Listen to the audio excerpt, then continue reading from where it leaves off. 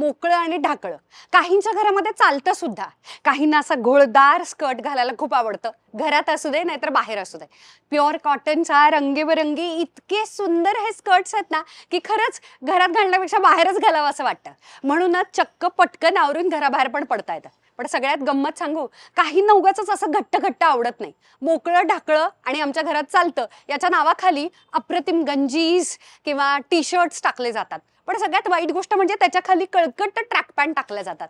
त्याच्याऐवजी हा सुंदर प्युअर कॉटनचा स्कर्ट इतका देखणा दिसतो. आणि सांगू, मी सगळ्यात जास्त घरात असताना कम्फर्टेबल का आहे त्याचं कारण असं, मी या टॉपच्या आत ब्रास घातलेलं नाहीये. येस, तुम्ही पण माझ्यासारखे असाल की प्लीज आता मी घरात आलीये, ती घट्ट घट्ट ब्रा मला अजिबात घालायची नाही. पण तेवढ्यात बेल वाजते आणि बाहेर जावं लागतं किंवा कुणीतरी आपल्या घरात येतं आणि मग इतकं ऑकवर्ड होतं ना सगळं. ते होऊ दे याचसाठी हे असे कमाल टॉप आलेले आहेत ज्याच्यामध्ये सारख्या पट्ट्याच दिसतात, ब्रा टोचते, असली काही झोलच नको. याला अटॅच्ड ब्रा आहे.